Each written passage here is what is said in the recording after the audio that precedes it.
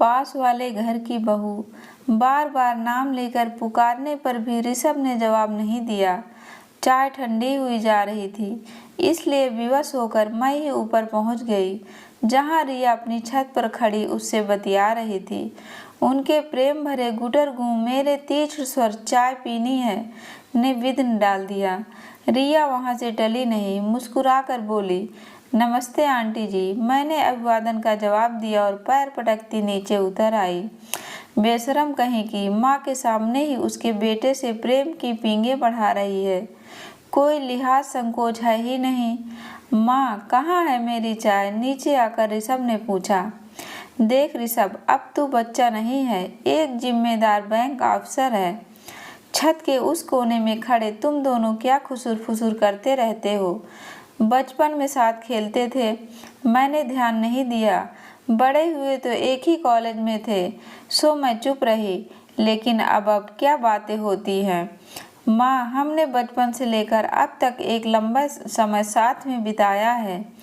अब तो हमें एक दूसरे से बात करने की आदत हो गई है। तुम व्यर्थ ही चिंता करती रहती हो।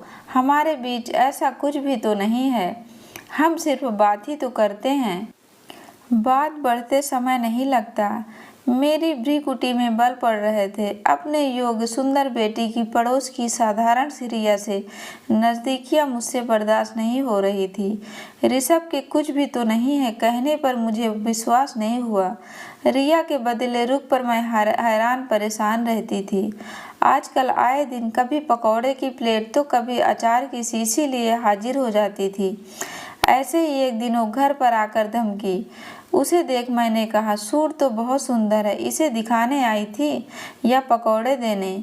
कुछ भी समझिए आंटी जी, वैसे कैसे लग रही हूँ? ठीक है, मुझे कहना पड़ा। उसे देखकर ही मैं शंकाग्रस्त हो जाती। बचपन में दिन रात साथ खेलते बच्चों को युवावस्था में अलग कर देना मुश्किल होता है। हम 3 बहनों की संतानों में ऋषभ इकलौता था। पति के खानदान में भी वह सबसे बड़ा और लाड प्यार से पला था। उसकी शादी को लेकर हम सब ने बड़े सपने सजाए थे, किंतु हमारे सारे अरमानों पर पानी फिर गया। जल्दी ही ऋषभ ने रिया से विवाह की घोषणा करके हम सबको गहरा अज्ञात दिया। हजारों कमाने वाले ऋषभ की अकेली विवाहिता बहन रागिनी ने इसका पुरजोर विरोध किया। मैंने तो घर छोड़कर जाने की धमकी तक दे डाली, पर ऋषभ प्रभावहीन रहा। बोला, आप घर छोड़कर क्यों जाएंगी?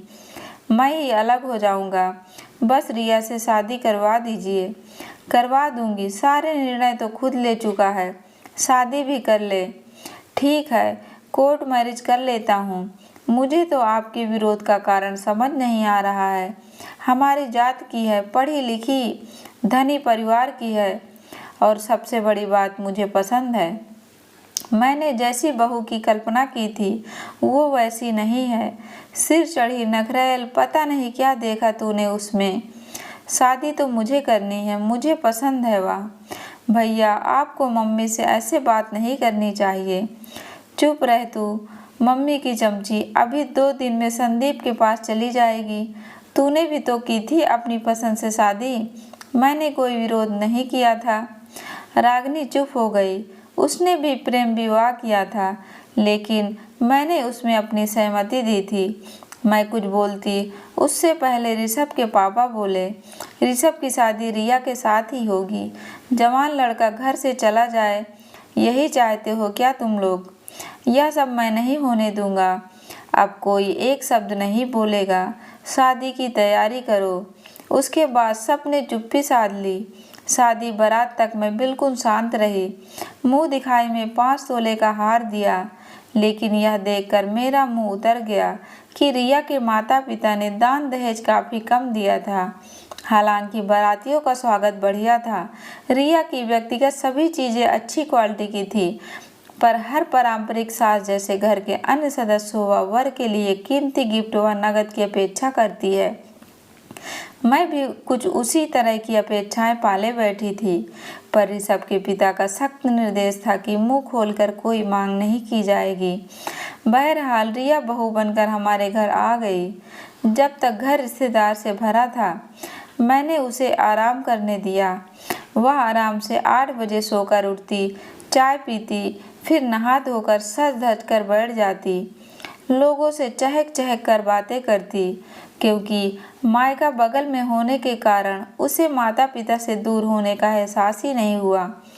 11-12 बजे अपने कमरे में चली जाती और घंटों सोती रहती, केवल खाने व चाय के लिए बाहर निकलती।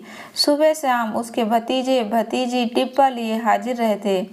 मम्मी ने दिया है, बुआ को बहुत पसंद है, दादी ने फूफा जी के लिए भेजा है। उन डिब्बों के स्वादिष्ट व्यंजनों से मुझे परहेज न था, लेकिन फूफा बुआ मात्र की भावना चुप जाती। जिस दिन ऋषभ रिया नैनीताल जा रहे थे, रिया ने आकर मुझसे कहा था, आप परेशान मत होइएगा, मेरी मम्मी ने रास्ते के लिए खाना बना दिया है। वे दोनों हनीमून रवाना हो गए। रिश्तेदार भी जा चुके थे। रागिनी ने जाने से पहले मुझसे कहा, वहाँ से लौटकर आएं तो भाभी से खाना बनवाना शुरू कर दीजिए, वरना जिंदगी भर आप उसे बिठाकर खिलाती रहेंगी। हाँ, और उससे तो करना ही है। मैंने तो कह दिया, लेकिन मन ही मन असमंजस में थी। कुछ दिनों बाद ऋषभ रिया लौटकर आए। काफ़ी गिफ्ट्स, मेवे, मिठाइयाँ लेकर आए थे। रिया शाम को ही मायके जाकर काफ़ी कुछ दे आई। अब तुम दोनों आराम करो। ऋषभ, कल तुम्हें बैंक जाना है। रिया, कल का नाश्ता तुम्हें बनाना है, इंतजाम मैं कर दूंगी, मैंने कहा। रिया ने सिर तो हिला दिया, लेकिन आशंकित थी। दूसरे दिन नाइटी उतारकर सूट पहनने और ब्रश करने में ही उसने अच्छा खासा समय लगा दिया। फिर जिस मंतर गति से वह पराठा सेकने लगी थी, लगा कि आज ऋषभ ऑफिस ही नहीं जा पाएगा। हार कर मुझे ही सब्जी छौंकनी पड़ी। रसोई में काम करते हुए मैं उसे फुर्ती से काम करने की सलाह देती रही, जिसे वह अनमने भाव से सुनती रही। अगले दिन उसे फ्राइड राइस और पनीर बनाना था। सारी तैयारियां करके मैंने उसे आवाज़ दी तो पाया कि वह घर में कहीं है ही नहीं। अचानक सीढ़ियों पर उसके पदचाप ने मुझे सतर्क किया। वह हाथ में एक बड़ा डिब्बा लिए उतर रही थी। मम्मी जी, मेरी मम्मी ने आलूदम और पूरियाँ भेजी है।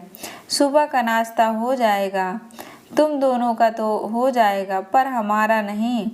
कब तक कुछ सीखने की जगह डिब्बा लाती रहोगी? अब छोड़ो यह सब। लेकिन रिया ने मेरी एक ना सुनी।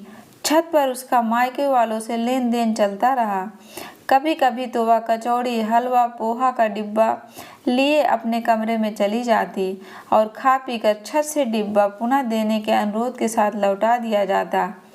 उसका पेट भरा रहता तो खाना बनाने में उसकी दिलचस्पी कम रहती। मुझे गुस्सा आता, लेकिन कुछ कह ना पाती। ऋषभ की सह जो मिल रही थी उसे। नई नवेली अर्धांगिनी के 100 खून माफ़ होते हैं, लेकिन असली गलती रिया की माँ कर रही थी।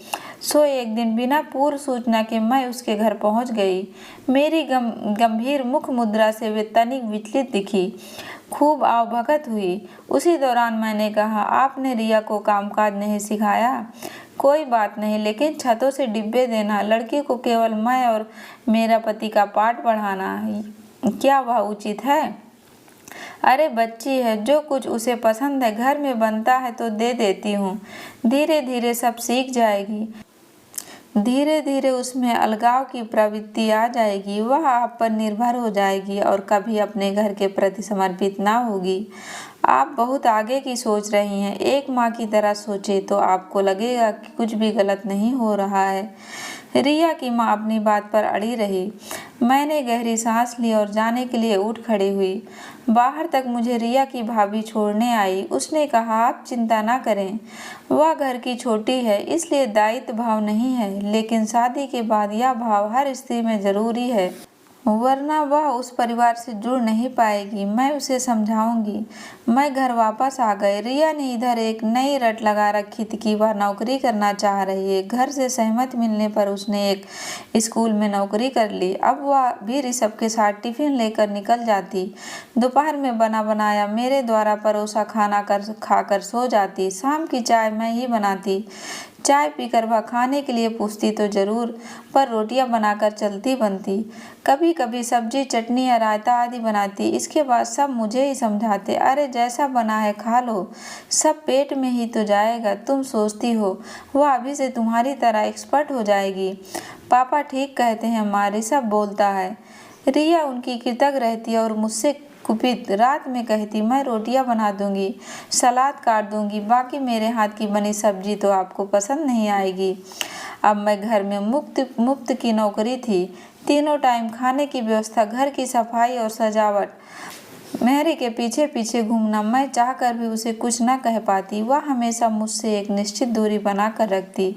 घर में एक और औरत के आ जाने से मेरी अपेक्षा बनी रहती कि रिया मेरी कुछ मदद करे। इसके लिए विरोध स्वरूप कभी सिर दर्द तो कभी कमर दर्द का बहाना बनाकर पड़ी रहे कि रिया कुछ करे, लेकिन इसका विपरीत प्रभाव पड़ा। उसके घर से सुबह शाम टिफिन आने लगा। वह टिफिन लेकर स्कूल जाती, वहां से लौटकर सीधे मायके जाती, खा पी कर लौटती। कभी कभी स्कूल में काम ज्यादा होने पर मायके में ही रुक जाती। अब घर में एक अलग ही सुगबुगाहट शुरू हो गई कि रिया ऋषभ के साथ अलग रहने की योजना बनाने लगी, कहीं और जहां से ऋषभ का बैंक पास पड़ता हो। मैं यह सब बातें सुनकर सन्न रह गई। ऋषभ से पूछा तो उसने इसे हल्के में लिया। मम्मी जी, मैं रिया की योजना अनुसार तो नहीं चलूंगा। हाँ, उसके पापा का फ्लैट है तो 2-4 दिन जाकर रह सकते हैं। ऋषभ से बात करके कुछ तसल्ली हुई। छत पर कपड़े सुखाते रिया की भाभी से बात हुई। वह चुपचाप ननद की योजनाओं को सुनती रही, लगा जैसे किसी अलग ही सोच में गुम है। रिया की मेरे प्रति बेरुखी से मैं आहत थी। मैं भी अपनी आदर्श सास बनने में असमर्थ थी, सो उससे कुछ कहना भी मैंने छोड़ दिया था। लेकिन इधर कुछ दिनों से मुझे रिया खोई खोई सी लगती। उसका चहकना, उछलना, कूदना, उधम मचाना सब बंद हो गया था। कुछ सोचती रहती। उसे छत के चक्कर लगाना और टिफिन लाने का क्रम भी रोक दिया। सुबह उठकर चाय, खाना सबके लिए बनाती, अपना टिफिन लेकर मुंह लटकाए चली जाती। लौटने पर मायके न जाकर सीधे घर आती। दोपहर तक दाल चावल बनाने में मदद करती, परोसती बटोरती। शाम को जल्दी सोकर उठ जाती, घर व्यवस्थित करती। मैं चाय बनाती तो उदास चेहरा लिए बगल में खड़ी रहती। चाय पीकर स्कूल का काम करती। रात का खाना बनाने जाती तो तुरंत किचन में पहुंच जाती। आप आराम करें, मैं खाना बना लेती हूँ।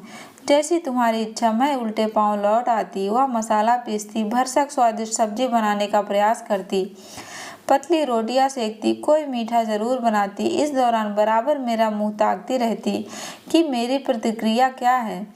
मैं उसमें सकारात्मक परिवर्तन से आश्चर्यचकित थी। कहती, रिया आज की सब्जी अच्छी बनी है, तो वह खुश हो जाती। थैंक यू मम्मी जी। मेरी उत्सुकता बढ़ गई। एक दिन मैंने रिया के स्कूल जाने पर ऋषभ को पकड़ा। मामला क्या है ऋषभ? जिस लड़की को मैं समझा समझा कर थक गई, उसमें अचानक इतना परिवर्तन कैसे आ गया? माँ, उसकी कुछ फैमिली प्रॉब्लम है। अच्छा, अब तू सीधे शब्दों में बता। बातें घुमा फिरा कर कहना छोड़। उसकी भाभी जो सब काम धाम करती थी और भैया जो एकमात्र कमाने वाले मेंबर हैं, उन लोगों ने अलग रहने का निर्णय ले लिया है। रिया को समझाने की कोशिश करती है तो भाभी हत्थे से उखड़ जाती है। तुम अपने ससुराल में क्या कर रही हो जो मैं यहाँ मरती रहूं? रिया की माँ दिन रात रोती रहती है, इसलिए वह बहुत परेशान रहती है। रिया ने कुछ चर्चा करने से मना किया है। वह यह सब सोच सोच कर हलाकान है कि उसके माँ बाप कैसे अकेले रहेंगे, घर का खर्चा कैसे चलेगा। रात में वह ठीक से सोती भी नहीं। ओह, यह बात है। मेरे मन में भी बहुत सारी बातें उठी, लेकिन मैं चुप रही। रिया का घर के कामों में मन न लगना, अकेले रहने की बात करना, फिर अचानक एक सुखद परिवर्तन। लेकिन यह परिवर्तन भी उसकी भाभी के अलगाववादी नीतियों के कारण हुआ, जो ठीक नहीं था। रिया ने जो कुछ यहाँ किया था वही सब कुछ जब उसकी भाभी ने किया तो वह परेशान हो गई। मैंने चुप्पी साध ली थी। रिया स्वयं मेरे नज़दीक आने की कोशिश करने लगी। स्कूल और घर दोनों संभालने वाली बहू के प्रति मेरे मन में सहानुभूति उमड़ने लगी। मैं उससे बोलने बतियाने लगी। वह सारी बातें जब उसने मुझसे बताई तो मैंने उसे समझाया कि यह सब कुछ दिनों की मुश्किलें हैं, कटुता कम होने पर सब ठीक हो जाएगा। नहीं मम्मी जी, भाभी मेरे बूढ़े माँ बाप को छोड़कर जाने की बात करने लगी। भैया की सैलरी से ही तो घर चलता है। भाभी मुझे अपने दोनों बच्चों बंटी नेहा जैसा मानती थी, इसलिए तो मैं भी मायके से जुड़ी थी। अब ना जाने क्यों उनमें ऐसा परिवर्तन आ गया, मुझे भी आप सबसे ना निभा पाने का ताना देती रहती हैं। मैंने उसे दिलासा देते हुए कंधे पर हाथ रखा तो वह मुझसे लिपट गई। मेरा मन भीग गया, लगा रागनी मेरे गले लगकर खड़ी है। मम्मी जी, मैंने भी इस घर और आप सबके प्रति अपने कर्तव्यों का निर्वाह नहीं किया। यह नहीं सोच पाई कि मैं जो कुछ अपनी भाभी से अपेक्षा कर रही हूँ, वैसा ही आशा आप सब भी मुझसे करते होंगे। जीवन का केवल एक पक्ष देखा था मैंने, लेकिन अब मैं सब कुछ समझने लगी हूँ। मैंने उसे सांत्वना दिया। आगे संक्षेप में यह कि अब मैं पति पुत्र बहू के साथ सानंद जीवन यापन कर रही हूँ।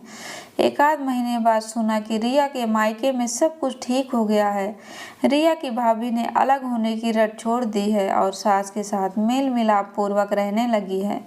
उसका बार बार रूप बदलना मुझे आश्चर्यजनक लगा, लेकिन एक दिन छत पर सूखे कपड़े समेटते बगल की छत पर रिया की भाभी खड़ी दिखी। उसने पूछा, आंटी जी घर पे सब ठीक है ना? हाँ, अच्छा चल रहा है। तुम बताओ, तुम्हारे परिवार में सब कुशल मंगल है ना? यहाँ तो हमेशा ही कुशल मंगल था, लेकिन मैंने तो सुना था कि उसने होठों पर उंगली रखकर चुप रहने का इशारा करते हुए पास बुलाया और बोली, हमारे परिवार में कुछ भी गड़बड़ नहीं थी। वह तो मैंने अपने मेरी सास से मिलकर गृह कलह का नाटक किया था ताकि रिया को अपने दायित्व का एहसास हो। मेरी आंखें बड़ी बड़ी हो गई। स्वयं को संभाल कर मैंने दबे स्वर में कहा, बेटी, मैं किस प्रकार तुम्हें धन्यवाद दूं, समझ में नहीं आ रहा है। तुमने मेरे घर की खुशी के लिए स्वयं को बुरी साबित करने का प्रयास किया। कोई बात नहीं आंटी, मेरे सास ससुर तो सब जानते हैं।